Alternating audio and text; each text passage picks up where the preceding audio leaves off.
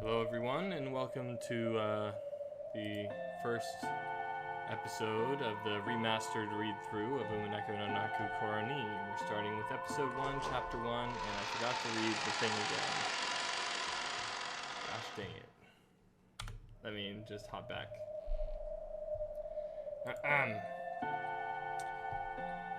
Episode 1, Legend of the Golden Witch. Welcome to Rokonjima. The Golden Witch extends you her heartfelt greetings.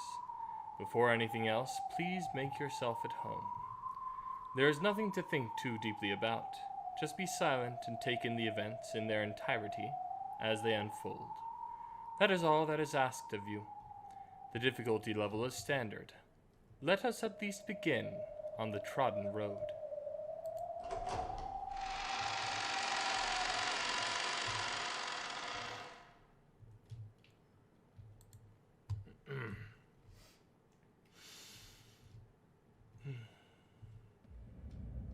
This story is undoubtedly nothing more than fantasy. It could not possibly have any relations to real persons, organizations, places, or events. You've been indulging in alcohol again, haven't you? The old physician let out a sigh as he removed the stethoscope. Two elderly men could be seen in the dimly lit study, which was filled with dust and a sickly sweet stench. In the corner of this room, which was much larger than what most people would call a study, there was an expensive-looking bed, a man undergoing a medical examination, and the physician conducting it. There was also what appeared to be a servant watching over the whole scene. The bottle is my friend. It is no less a friend than you, and has stood by my side even longer than you have. The man who bared his chest for the stethoscope spoke unapologetically as he straightened out his clothes. Kinzo, your body only appears to be well, thanks to the effects of the medicine. However, if you continue to drink such strong spirits, the treatment will become meaningless.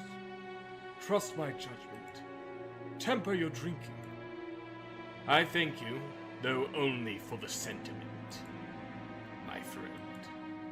Genji, another glass. Water it down slightly. That way Nanjo can save face.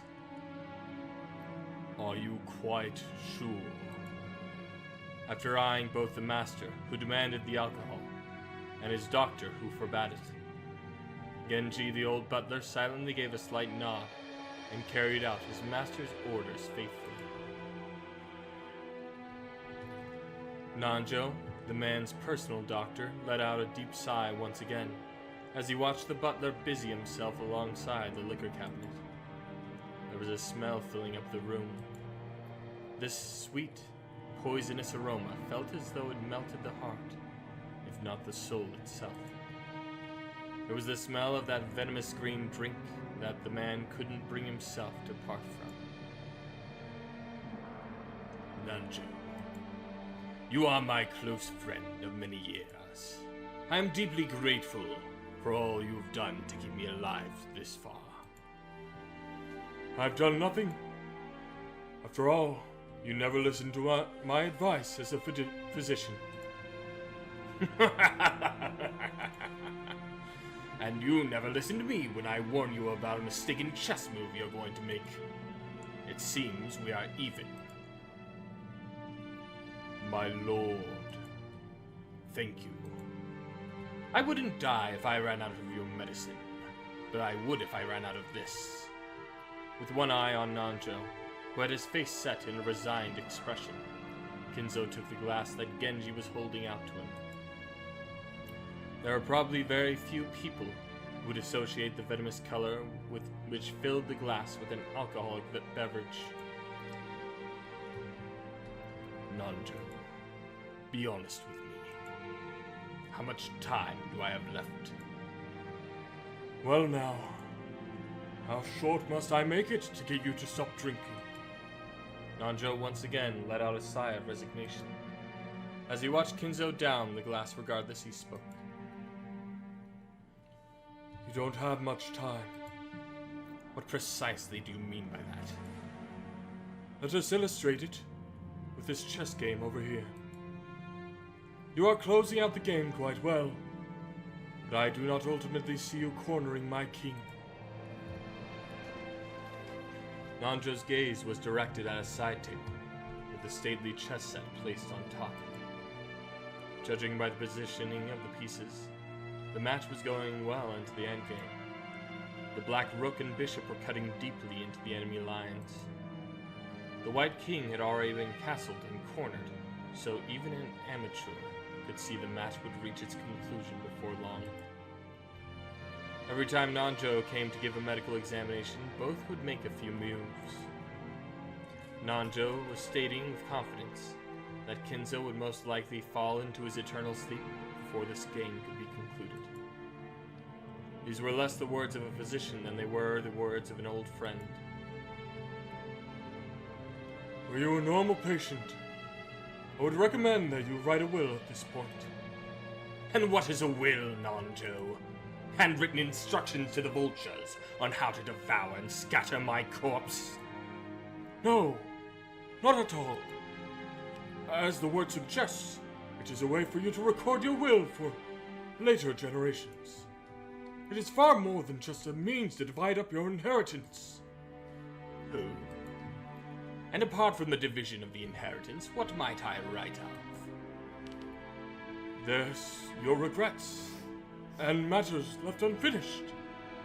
Things you want to be passed down, things you might want to tell. Anything you want. Things I want to pass down? Things I want to tell? Ridiculous. I, Umineko Kinzo, have not one thing I want to tell or leave behind. I was born with nothing. I will die with nothing. There's nothing I wish to leave to my foolish children.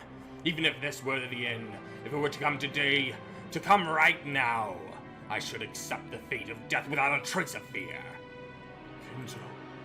I created everything. My fortune, my prestige, everything. Those were built up by me, and they will be lost along with me. There's nothing I wish to leave behind. Nothing! After I'm gone, I care not if it goes to waste. I desire no tomb, no coffin. Those were the terms of the contract I made with the witch. When I die, everything will be lost. That has been a part of the promise since the beginning, and that's why nothing will be left behind. There's nothing I can leave behind. After reaching a furious crescendo, Kinzo suddenly slumped over. His expression was limp and feeble, as though an evil spirit had possessed him and then left. However, I do have one regret. I have nothing to leave behind. But there is one thing I cannot leave undone. You would do well to write it down. Of course, it would be best if you could finish it before your time comes. However, even if the worst happens, those who come after you will carry it to completion. You must leave behind your regrets, so they can be resolved, even if you're unable to do so yourself. That is the purpose of a will. When Nanjo tried to gently pat Kinzo's shoulder, the dying man flew into a sudden rage and batted away Nanjo's hand. It's no good, no good, no good! It must be done while I live. At the moment of my death, my soul will be devoured by the demons of the contract and wiped from existence. For me, there will be no peace or no other world after death. That is why everything must be done before I go. That is why a will has no meaning for me. And if I had the time to write such a thing, if I had such time to spare, I'd want to see it. I'd want to see it one more time. I'd want to see Beatrice's smiling face one last time. Oh, Beatrice! Why do you resist me so? I would return everything you have given me. Right at this very moment, I'm prepared to lose everything. So please, show me your smile one more time. Beatrice, I beg you. You must be able to hear this final plea. That's the kind of woman you are. I beg of you, show yourself to me. You're here, aren't you? You're standing there invisible, listening to every word I say. Even now you're mocking me from somewhere in this room, aren't you? Please, appear before me one more time and smile. Feel free to scold me. Snatch away my life with your own hands if you wish. I don't want to die alone like this. I can't let myself die until I've seen your smile one more time. Oh, Beatrice! Beatrice! I offer up this life of mine. I offer it up to you.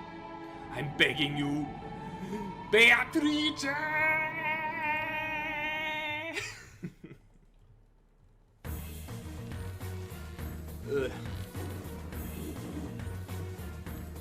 I'll let the opening play without comment.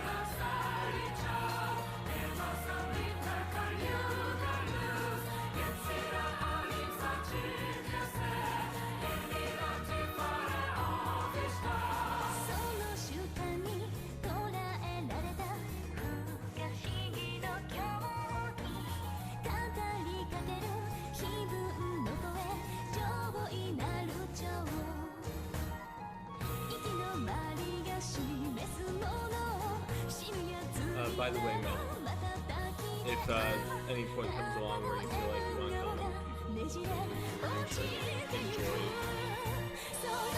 It would make it more enjoyable. If any.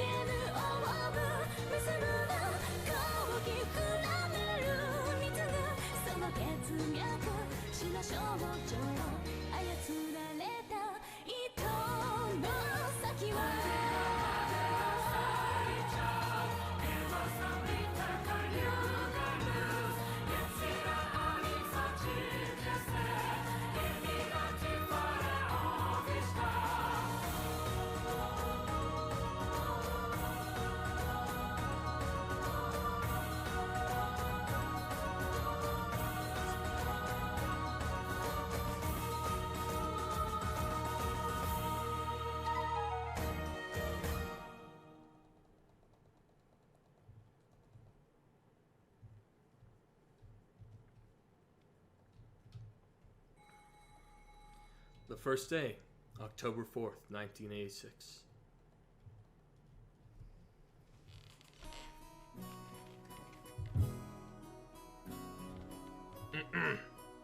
Whoa.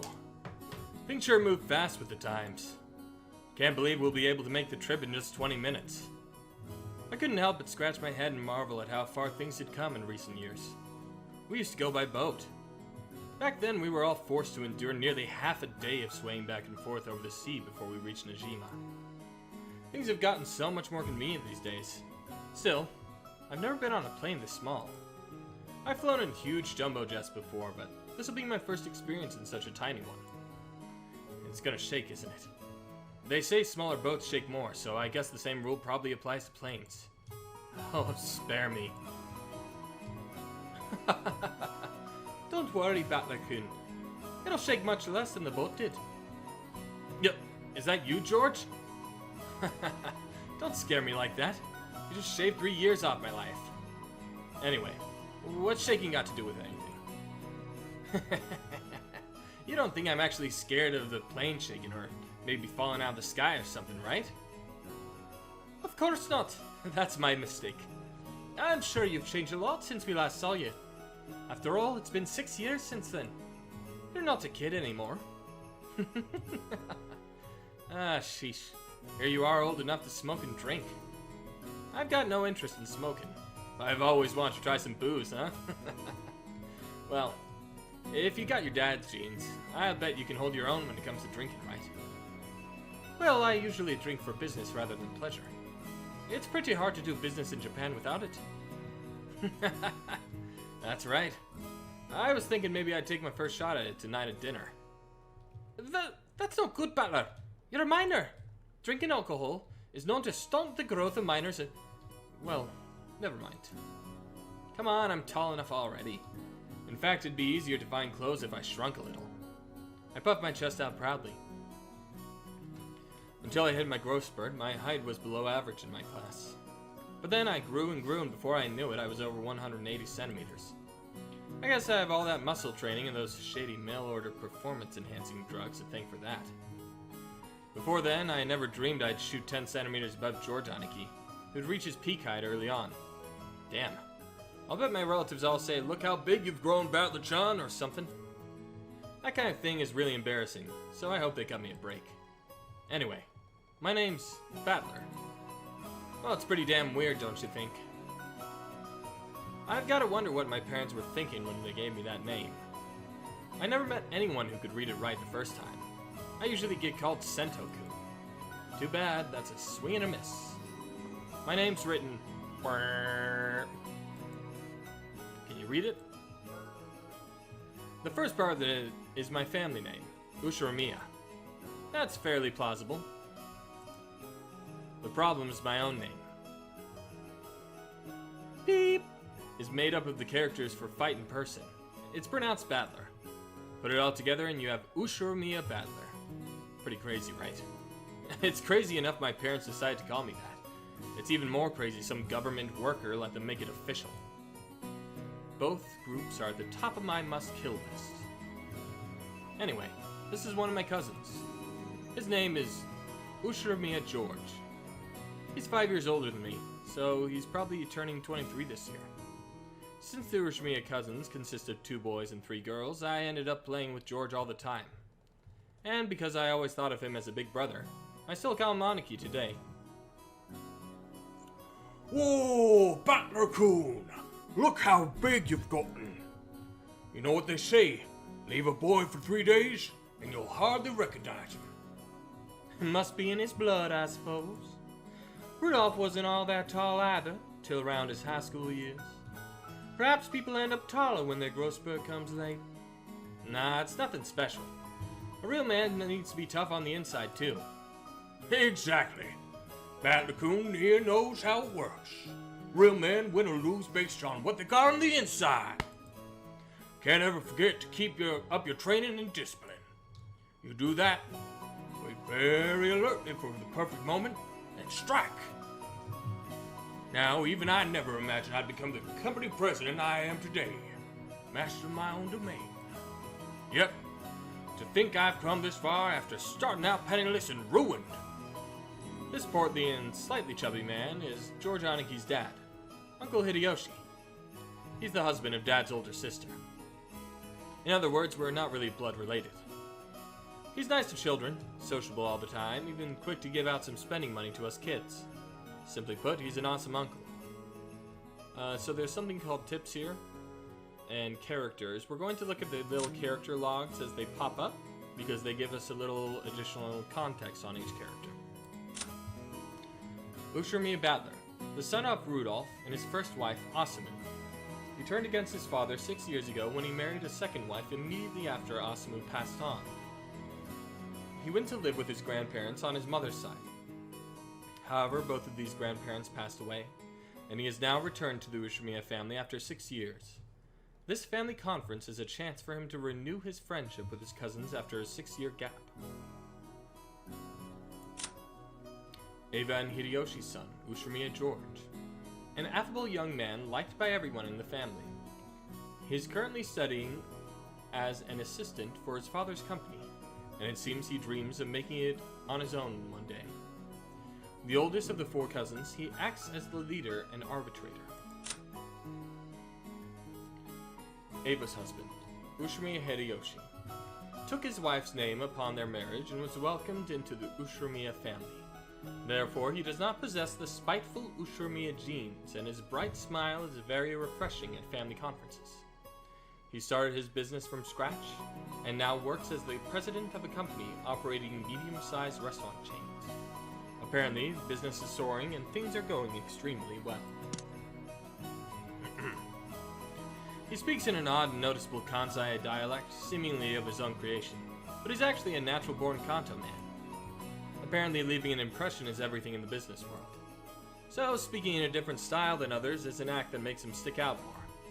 However, I hear he gets embarrassed when talking within an earshot of a real Kansai person, so he switches back to standard Japanese. I don't really get it, but he's definitely an interesting person. If only you aren't so quick to brag about your life story. That's enough for now, I think. I'm sure Battler Coon is getting tired of it. Aren't you? Not at all. Nothing wrong with that. I think it's pretty cool for a man to have some stories he can brag about. I don't have anything like that at all. Oh, really? I'd imagine a man with your looks would leave girls crying left and right. So I have trouble believing that you have nothing to brag about.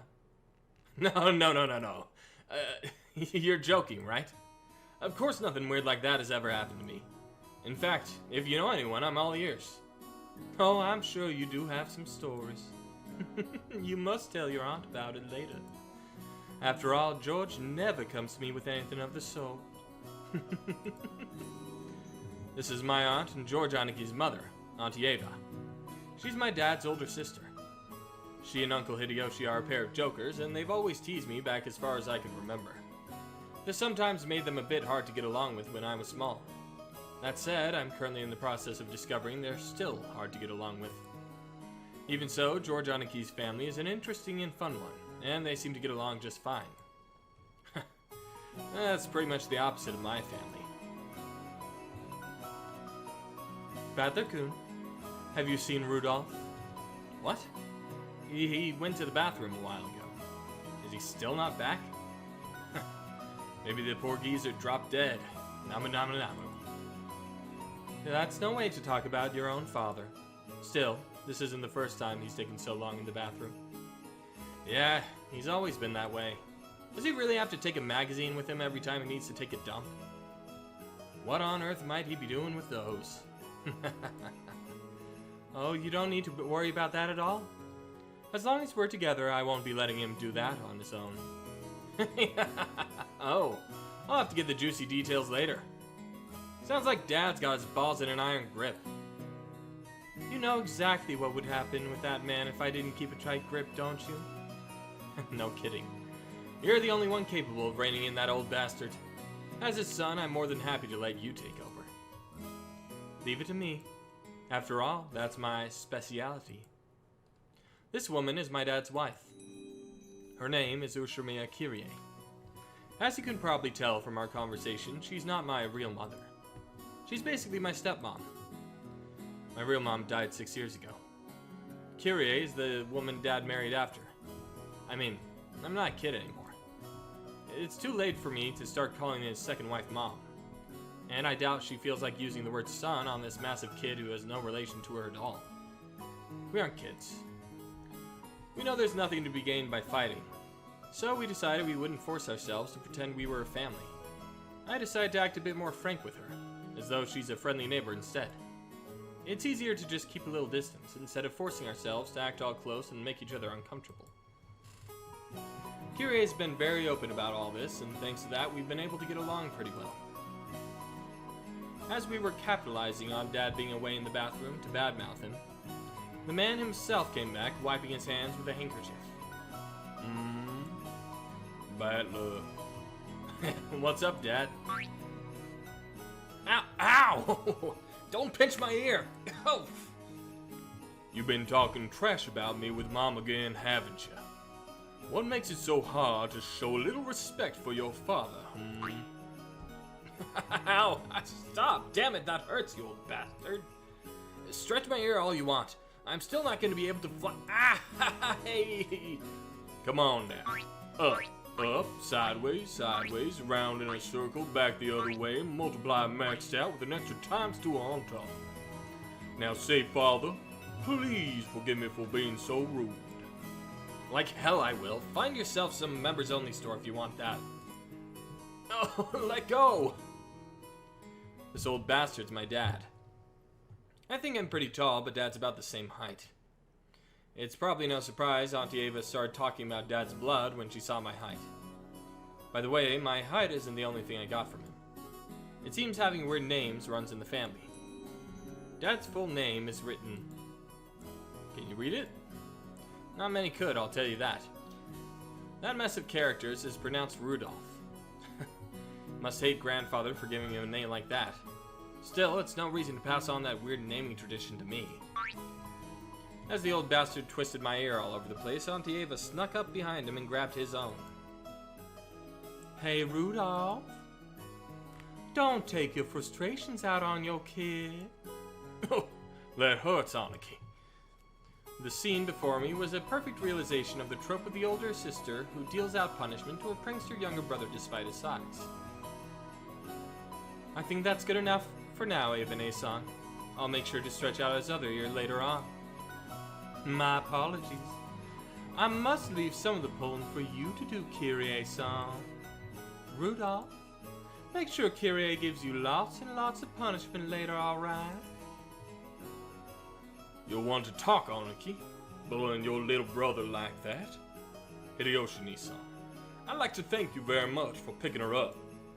If you hadn't been so generous, she'd still be unsold in the store. You have my gratitude and my apologies.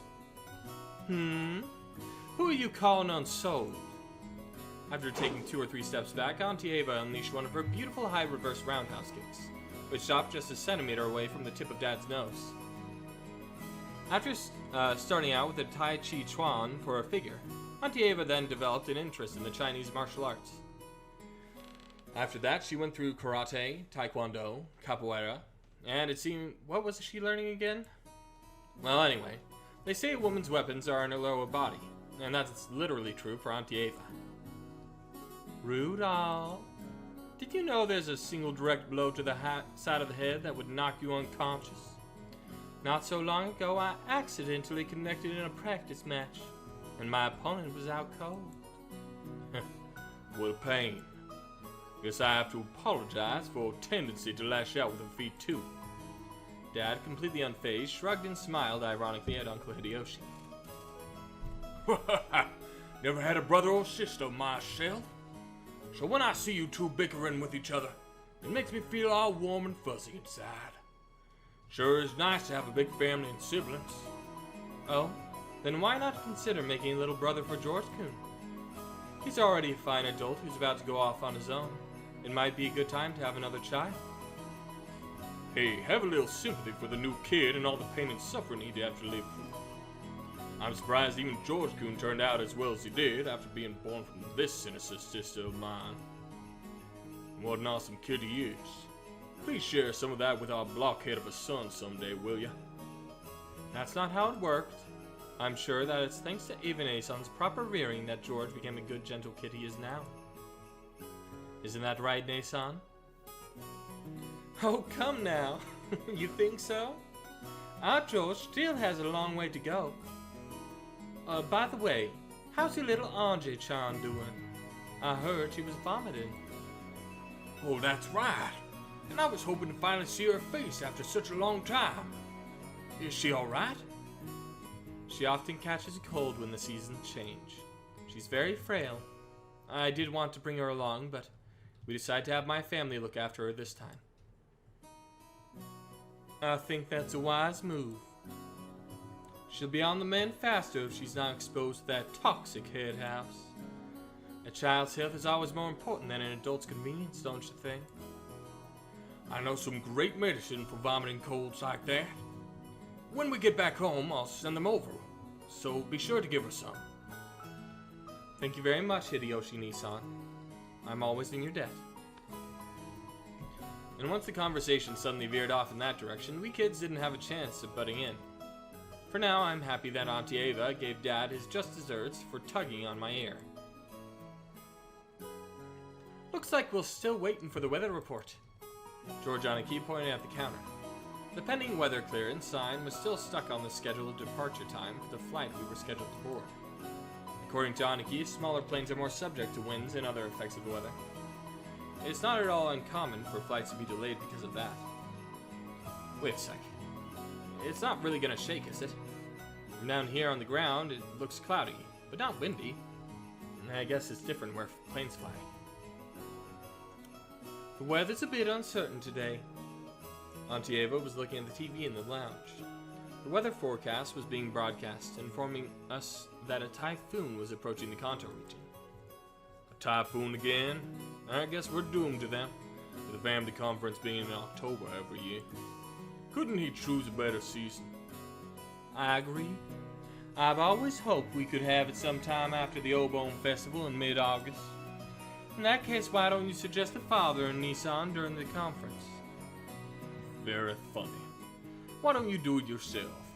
Our brother would never listen to anything I suggested. No way. It doesn't really bother me that much to have it in October. You were the one who complained about the typhoon, so I said ask them to change it then. That's all. I only said the typhoons always come around this time of year. You're the one who said you wanted to move it nearer to Obone.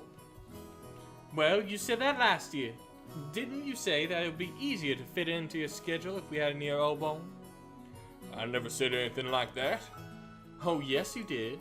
I certainly wouldn't forget something like that. I didn't. You're the one saying it all the time. Are you aware? Stopping a kick just a hair's breadth away is a high-level technique. Whew. Women your age should be more proper than that. Dad and Auntie Ava's arguments look no different from a couple of brats bickering. I expect that's because although they normally act as mothers and fathers, they turn right back into kids again when they meet their old siblings at these family conferences. You're the one who looks like a real adult analyzing it calmly. I hope I never turn out like these old bastards. I'd much rather end up as an intellectual adult like you, Aniki. Like me? Huh, I still have a long way to go. I still have very little experience out there in the real world, and I need to work on becoming a more bold and sociable person. I think you've far surpassed me on all those counts, Ballarkun. I'm sure you'll have to treat me fast enough when you become an adult. George Aniki scratched his head and laughed, as though trying to hide his embarrassment. Of course, he was just being humble. Aniki entered university and became an apprentice at Uncle Hideyoshi's company at the same time, studying both academics and how to become a business emperor in parallel. Then, right after graduating, he got into Uncle Hideyoshi's company and as his father's aide, piling up a lot of real-life experiences, as he devoted himself zealously to his work. He even has grand dreams of one day standing on his own and becoming a lord of his own domain. Aniki's a real paragon of a man, sparing no effort as he strives towards his goal. It's no exaggeration to say I really respect him. Then there's me. I'm nothing like him. I'm living my happy-go-lucky idle high school life to the max. I still have no dreams for the future. I'd just like to sit back, stay cool, and let the money flow in, but that could never happen. When Aniki was my age, he had already formed an impressive objective and started devoting himself towards studying for that goal. So I guess I can't compare at all. My dad just says, sure, you can study at my company, if you like cleaning toilets. Damn it. I'm not going to be in the debt of an old bastard. I'll find my way myself. I guess that intensity is one of my one qualification towards adulthood. Should I go on one of those self-searching journeys that are all the rage these days? Not like I could mooch off my parents for that kind of money. Whoa! Right then, Uncle Hideyoshi shouted out loudly. Uncle's a real nice person on the whole, but he does have a problem controlling the volume of his voice. When I looked over, I saw he was greeting Auntie Rosa, who had come late. Oh-ho! If it isn't Rosa-san! Maria-chan, long time no see! Long time no see! Ooh. Maria? Shouldn't that be it's good to see you again? Greet your uncle properly. Ooh. It's good to see you again. There you go. Well said. How about some candy as a reward? Oh, huh? Where'd I put 'em? Rosa, it's good to see you again. It's good to see you too, Maria. It's been a long time, Kirie-ne-san, Hideyoshi-ne-san. And, oh my, Battler? Look how big you've grown. Ah, come on. It's embarrassing hearing that from every person I meet. Hey, Rosa. You're late. If the plane was on time, you'd barely have made it. I'm sorry. We had some trouble making our train connection. So we're waiting on the weather yet again. Oh, don't complain. I much prefer the 30-minute plane trip to spending 6 hours bouncing on a boat. Even if we kept waiting here for an hour, it's still overall much faster. Mari-chan's gotten huge too. So how tall are you? Ooh, how tall am I now? Maria parroted Uncle Hideyoshi's question, looking up at her mother. I guess she doesn't remember her own height. She's probably right in the middle of a growth spurt, so her height must change every month. In just a few more years, she'll probably start looking very feminine. Let's see. How tall were you the last time you got measured? She just keeps getting bigger and bigger, don't you? Ooh. I think she's grown a lot since last year. Let's see, she turned 9 years old this year, didn't she? 9 years old. Ooh. That's right. You're 9 years old now. That's you're doing well too, Maria-chan. Up. Guess you've gotten a bit too heavy to play airplane with. George Aniki, what a rude thing to say to a lady. Here, I'll do it. Up you go. Ooh. When I went to lift her up in Aniki's place, Maria stiffened defensively, staring suspiciously at my face. That's right. Last time I met Maria was 6 years ago. She was probably only 3. Of course she doesn't remember my face. Maria, don't you remember? It's Badler-kun. We used to play together, remember? Ooh. I doubt you'll have any luck. Last time she met Bella, she was only 3. You don't keep memories from that age. She must know everyone's face apart from mine because she meets with them every year.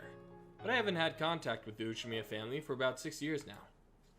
It's no surprise this 9-year-old girl doesn't have any memories of me. Even I can only just barely remember her being a 3-year-old crybaby. Maria, this is Battler Oni-chan, Uncle Rudolph's son. Understand? Uncle's son is... Uncle's the son? Huh? Ooh. That ooh noise was probably her brain breaking, unable to understand the complicated explanation. I guess it was a bit too confusing for her. Maria-chan, this is Battler. He's your cousin like me. Like George Oni-chan? Battler? Cousin? Ooh. That's right. You got it. This part of Aniki is what really makes me look up to him. For someone who isn't married, he's great with dealing with kids. I'm sure he'll be an indulgent father in the future. Battler Oni-chan? Maria looked straight at me with a questioning expression, as though asking whether it was alright to call me that. Yep, that's me, Battler. Nice to meet you, Maria. Ooh, Battler! Maria? You mustn't address him without honorifics. Call him Battler Oni-chan. It's cool, Auntie Rosa. I don't sweat the small stuff. Right, Maria? We're buddies on a first-name basis, us two, aren't we? Battler, Battler, Battler! Ooh! That's right! Maria, Maria, Maria! Ooh! We horsed around for a while to make up the 6-year gap in our friendship. She probably still thinks of me as nothing more than a big new friend, but things will probably work out as we get to know each other again. I'm surprised. She's the way I remember her being 6 years ago. Seems people don't change that much after all. I'm a bit happy she's still the pure innocent girl I remember. Her name is written... That one isn't so difficult to read. Of course it says Maria. The third character looks like a cross, which is pretty cool. Her feelings don't usually show on her face, so it can be difficult to know just what she's thinking. But that's just how she looks on the outside. On the inside, she's just a sweet, normal girl. Then there's Maria's mother, Auntie Rosa. She's my dad's younger sister. Rosa is written... Her name's probably... here's a name that's totally not Japanese. Sorry to say, but her name's almost as ridiculous as Dad's. I've got to respect her for not ending up as screwed up as he is. When I think about it, all the names in my family sound foreign. Just why is grandfather so obsessed with this? Because of him, even us grandchildren have to put up with this weird naming sense. Alright, I think that probably gets us most of the characters so far, so I guess we'll finish off these families first. Ushimi Ava, Kinzo's second child. hostile towards her brother Kraus and opposes him in almost everything, from issues dealing with the family fortune to the question of who will succeed the family headship. Normally, she would have lost her place in the Ushimiya register upon her marriage, but she managed to forcibly overcome this by having her husband take her family name. Ushimiya Rudolph, Kinzo's third child. Along with his sister, Eva, he intends to make his voice heard during the family conference to prevent the elder sibling Kraus from keeping all of their family's wealth for himself. Lost his former wife Asumu 6 years ago and married his current wife Kirie straight after that. Ushimiya Kirie, Rudolph's second wife. They've been business partners for a considerable length of time before the passing of his first wife, at which time she openly took the position. Served as Rudolph's right hand in several shady pieces of business, guiding them to success. Quick thinking and deeply trusted by her husband. Ushimiya Rosa, Kinzo's fourth child. By far the youngest of the four siblings, it seems that this gives her a weaker position in the family conference. She manages a design company, but she has yet to start taking it seriously, and its financial situation is far from stable. Ushimiya Mari, Rosa's daughter. Her father's identity is unknown. She can't shake off the habit of speaking like a young child, which often earns her a scolding. She has no interest in studying or making friends, but is very interested in things concerning the occult and black magic. And thanks to her excellent powers of memorization, she knows all kinds of obscure trivia. It's even more annoying since grandfather's own name is perfectly normal. Anyway, there's one thing about Auntie Rosa that's a relief compared to the other family members. The old bastard and Auntie Eva have this annoying urge to tease and mock people all the time. But even though she shares their blood, Auntie Rosa isn't like that at all. She has the most common sense among all the siblings. Like Uncle Hideyoshi, she's a kind aunt who's always on the kid's side. However, possibly because she's more strict as a parent, she's not liberal with handing out spending money like Uncle Hideyoshi is. Alright. Now we have the entire group of family members who are going to board the plane. As though it waited for us to all together, an announcement rang out through the lobby. Our apologies for the wait. Boarding will now commence for Flight 201 to Nishima. We ask the passengers to please form 2 lines in front of the counter behind the white line. Rosa, you still haven't gone through the boarding procedures, right? Hurry up. Oh no! Maria, come on. Ooh. We had to go through a metal detector before going out on the runway. Our small plane wasn't as massive as an international flight, but it was still a plane. A staff member holding a metal detector checked us all.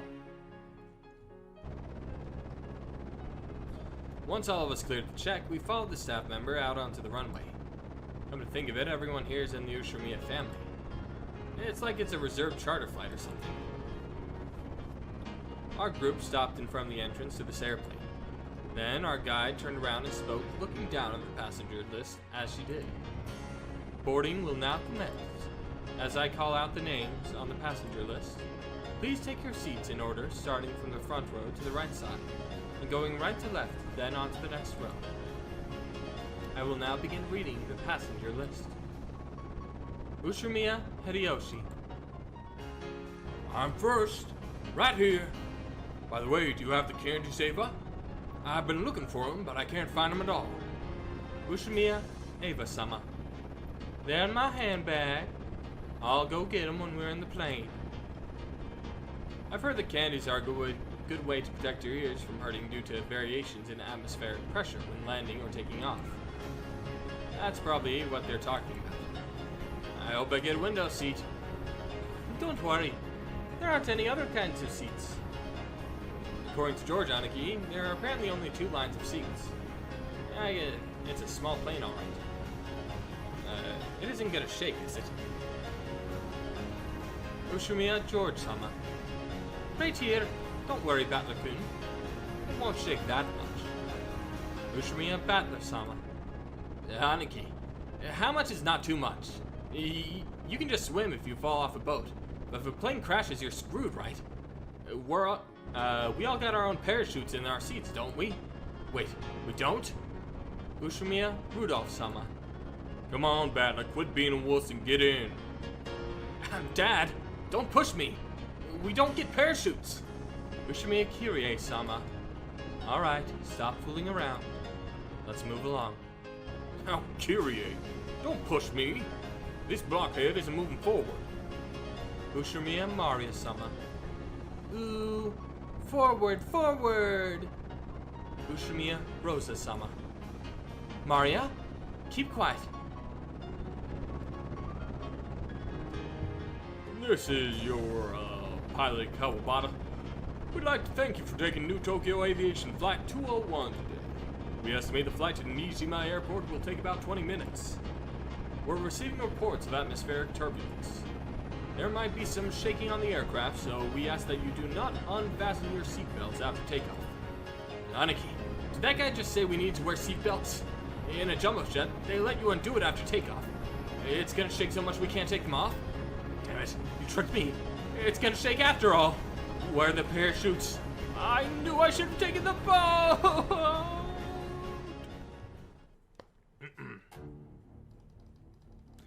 Legend of the Golden Witch. Alright, this will play for a bit, but I'm pretty sure it's just a cast roll.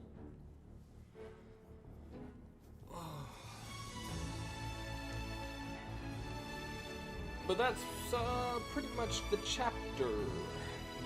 So we get to meet a decent portion of the cast of characters, but based off of the character list thing that we saw so far, it looks like there's still some that we have yet to meet.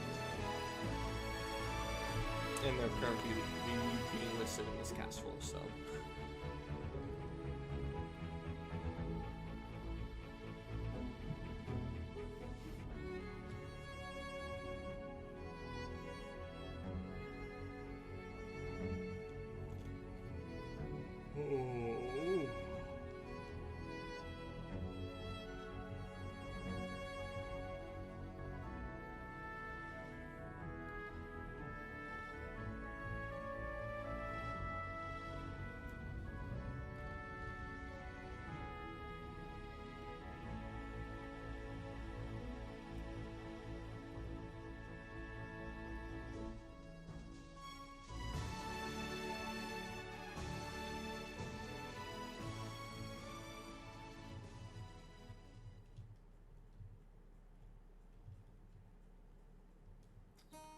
Alright, and that's the first chapter of Umineko no Nakakura ni. Aside from a little bit at the beginning, it was mostly, setting up the characters and a little bit of the vibe. Go ahead and make a new save here. Alright, thank you all for joining me, and I will see you all next time that I record. Peace.